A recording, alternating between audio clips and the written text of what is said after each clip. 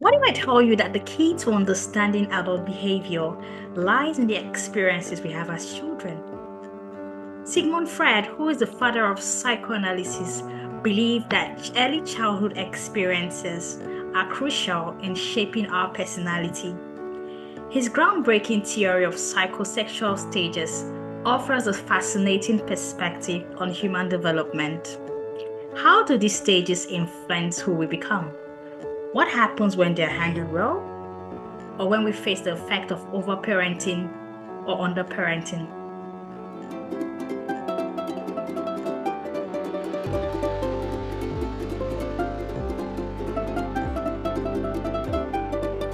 Welcome to my channel. I know it's been long you saw me. Yeah. No, too. Alright, if you're just joining me, my name is Diana, and I welcome you to my channel, Boss Lady Diana, a channel that talks about motherhood, parenting, and how to navigate being a wife and a mom. Let's dive into Freud's theory and uncover the secrets behind personality development. The first stage is the oral stage, which is the stages between the ages 0 to 1. During this period, a baby's pleasure is centered around the mouth, and they experience satisfaction through sucking, biting, and breastfeeding. When oral needs are met appropriately through proper feeding and comfort, the child develops trust and security. And if a parent overindulges this child at this point, always feeding on demand and offering excessive comfort, the child might develop an oral fixation. And in adulthood, this could be manifested in traits such as overeating, smoking, nail biting, or excessive dependence of others. Let me explain. If you as a parent overindulges your child when they are aged between 0 to 1, they will turn out to be adults who develop an oral fixation. That's they develop oral-based habits such as overeating, smoking, biting their nails, or excessive dependence on others. And if at this stage you do not do what you're expected to do, which is called underparenting, for instance, if the child is weaned too early or neglected, then they may develop oral aggression, leading to pessimism, hostility, or a lack of trust. Now, if a child at this stage is not given the appropriate care, love, and attention, they become pessimists. They always see negativity in things. In a child who is always given a pacifier when they are fussy, as an adult, they may develop a smoking habit or constantly chew gum, because now they are used to a system where they are being pacified orally. So even as adults, they try to do something with their mouth, which becomes a habit in adulthood. Now, the next stage, according to Sigmund Freud, is the anal stage, which is ages 1, 2, 3. At this stage, how parents handle potty training and toilet training determines a person's personality trait related to orderliness and control. If the child is appropriately potty trained, the child becomes organized and disciplined. But if the child is potty trained in an aggressive manner, or the parents are strict or harsh during toilet training, the child might develop an anal retentive personality, being obsessively neat, being a perfectionist, and controlling. What do I mean by this? If as parents, when you're potty training your child, you instigate fear in them, you threaten them. Now, each time they need to use the toilet, they are scared. They tend to hold on to their pee or poo, okay, because they think mommy might get upset or daddy might get upset. So such a child will grow up being obsessively neat, trying to attain perfection at all times. And also, in some cases, the child might be controlling. All right, so now we're going to the third stage, which is the phallic stage. Phallic. Phallic. So this stage is between the ages of 3 to 6 years. At this stage, which is the phallic stage, the child becomes aware of their own body and gender identity. Freud at this point introduced the Oedipus and electral complexes, okay, where the child begins to identify, okay, you see a male child is attached to his mom, and the female child is attached to her dad. Okay, so at this point, if you parent properly, if the child reinforces gender identity properly, they develop a firm gender identity and a balanced personality. But if, on the other hand, the parents reinforces gender identity too strongly, then they might develop exaggerated masculinity or femininity, leading to rigid gender roles. You see, there are some people who are too, would I say they're too masculine. They try to exert masculine authority at all times. Yes, at the phallic stage, the parents reinforce gender identity too strongly. Every little thing, they'll tell them, you know, you're a man, you're not supposed to do this. You know, you're a girl, you're not supposed to do this. So they grow up with that identity and personality. And when they become adults, they tend to overexert. I don't want to say they become patriarchal or they become feminists, but if they are excessively reinforced with gender identity, then they develop exaggerated masculinity or femininity, leading to rigid gender roles and identity. Okay, and if they are underparented, if the child lacks guidance or is overly criticized, then they struggle with self-esteem and gender identity issues. For instance, a boy who is overly attached to his mother and discouraged from bonding with his father may struggle with authority figures later in life. You see all those mommy boys, as in all those women that will say, no, he's my son, I don't want, his daddy shouts too much.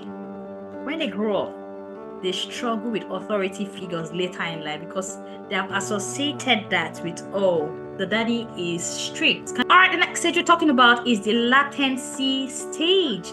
The latency stage are the ages between 6 to 12 years of age. So this stage is a period of social development where children focus on school, friendship, and hobbies. The encouragement of the learning of social interaction skills leads to confidence and the development of interpersonal relationships. On the other hand, if a parent controls every aspect of the child's friendship or education, the child might become socially anxious and overly dependent. At this stage, if the parents are being too picky, like, I don't like your friend, he speaks like an idiot, or I don't want you to go into that house. You know, there are some parents who are just extra. We've all experienced them. Well, we have friends or wherever who have experienced most of this parenting. And at the end of the day, the child becomes socially anxious and overly dependent. That is, the child is dependent on the mom or the dad to make social decisions for them. And when they're in social situations, they act like nerds and act socially anxious. Yeah, but if, on the other hand, parents neglect the child at this stage, they lack encouragement, which might lead to social isolation, lack of motivation, or poor discipline. Okay, let's get the difference. If the parent is too controlling, the child becomes socially anxious and overly dependent on their parents to make social decisions. But if the child is neglected at this point, it will lead to social isolation, lack of motivation, and poor self-discipline. In summary, a child who is not encouraged to make friends will struggle with relationship as an adult.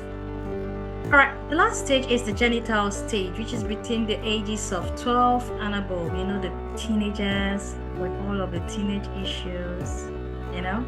Okay, so this stage marks adolescence and young adulthood, and individuals develop mature sexual relationship and a strong sense of identity at this stage. Okay, so if past stages were properly resolved and the person develops a healthy capacity for work, love, and social relationship, at this stage, they are balanced, they become an all-round adult that is ready to face the world. But if parents are controlling and restricting their relationship and independence at this point, the child may struggle with commitment and personal identity. And if on the other hand, a child is underparented, if parents provide no guidance, The individual might engage in risky behaviors or struggle with forming meaningful connections. What does this mean? If the child is not properly guided, then the child might bow into peer pressure and take decisions that are risky, and also have problems forming meaningful connections and maintaining them with people. An example is a teenager with a strict parent. This teenager might rebel excessively. Why one with parental guidance? Why one without parental guidance will struggle with responsibilities?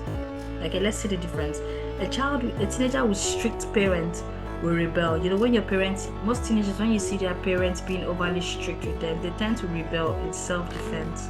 Okay, but the one with little or no parental guidance, then they might turn out to have bad vices and struggle with responsibility. But if everything is balanced, the child develops a healthy capacity for work, for love, and social relationship, and becomes a well-rounded adult who is responsible. Okay, so Freud's psychosexual stages highlight the importance of balanced parenting in childhood, as too much or too little control can shape their personality in different ways.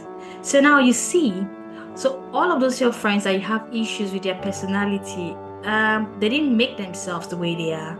It's probably due to how the parenting style they were exposed to. Understanding this stage helps us reflect on our own experience and how they shape who we are today. So now I'm sure after listening to this video, you sit back and be like, oh, I criticize people a lot. Maybe because I was abandoned. I wasn't really given all the care I need as a baby.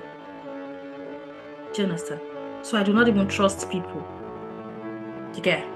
So understanding these stages would help us reflect on our own experiences and help us train our kids better so they do not suffer the same trauma we suffered as kids, and they become well-rounded individuals. So what do you think? Do any of these stages resonate with your own life? Let me know in the comment section.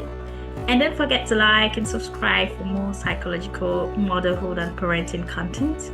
My name is Diana, and thank you for watching. Please, like I said, like, subscribe, and leave a comment if you want to. I hope to see you again soon till I come your way again. Thank you for watching, and it's bye for now.